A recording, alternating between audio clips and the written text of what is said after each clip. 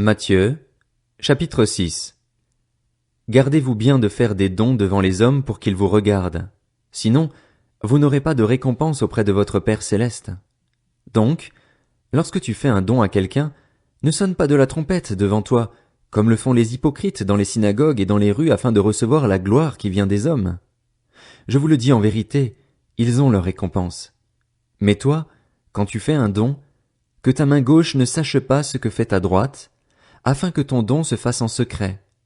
Et ton Père, qui voit dans le secret, te le rendra, lui-même ouvertement. Lorsque tu pries, ne sois pas comme les hypocrites. Ils aiment prier debout dans les synagogues et au coin des rues pour être vus des hommes. Je vous le dis en vérité, ils ont leur récompense. Mais toi, quand tu pries, entre dans ta chambre, ferme ta porte et prie ton Père qui est là dans le lieu secret. Et ton Père, qui voit dans le secret, te le rendra ouvertement. En priant, ne multipliez pas les paroles comme les membres des autres peuples. Ils s'imaginent en effet qu'à force de paroles ils seront exaucés. Ne les imitez pas, car votre Père sait de quoi vous avez besoin avant que vous le lui demandiez. Voici donc comment vous devez prier. Notre Père céleste, que la sainteté de ton nom soit respectée, que ton règne vienne, que ta volonté soit faite sur la terre comme au ciel. Donne-nous aujourd'hui notre pain quotidien. Pardonne-nous nos offenses, comme nous aussi nous pardonnons à ceux qui nous ont offensés. Ne nous expose pas à la tentation, mais délivre-nous du mal. Car c'est à toi qu'appartiennent, dans tous les siècles, le règne, la puissance et la gloire. Amen. Si vous pardonnez aux hommes leurs fautes, votre Père céleste vous pardonnera aussi. Mais si vous ne pardonnez pas aux hommes, votre Père ne vous pardonnera pas non plus vos fautes.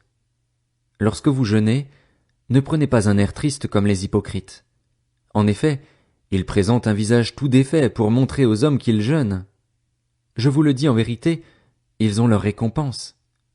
Mais toi, quand tu jeûnes, parfume ta tête et lave ton visage afin de ne pas montrer que tu jeûnes aux hommes, mais à ton Père qui est là dans le lieu secret.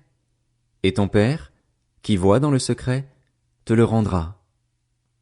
Ne vous amassez pas des trésors sur la terre, où les mites et la rouille détruisent et où les voleurs percent les murs pour voler, mais amassez-vous des trésors dans le ciel, où les mites et la rouille ne détruisent pas et où les voleurs ne peuvent pas percer les murs ni voler.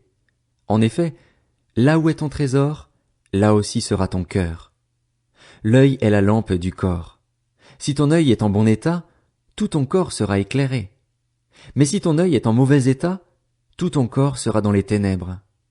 Si donc la lumière qui est en toi est ténèbre, combien ces ténèbres seront grandes? Personne ne peut servir 2 maîtres, car ou il détestera le premier et aimera le second, ou il s'attachera au premier et méprisera le second. Vous ne pouvez pas servir Dieu et l'argent. C'est pourquoi je vous dis, ne vous inquiétez pas de ce que vous mangerez et boirez pour vivre, ni de ce dont vous habillerez votre corps. La vie n'est-elle pas plus que la nourriture et le corps plus que le vêtement? Regardez les oiseaux du ciel. Ils ne sèment pas et ne moissonnent pas. Ils n'amassent rien dans des greniers. Et votre Père céleste les nourrit.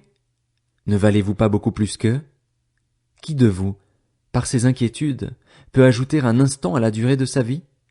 Et pourquoi vous inquiéter au sujet du vêtement? Étudiez comment poussent les plus belles fleurs des champs.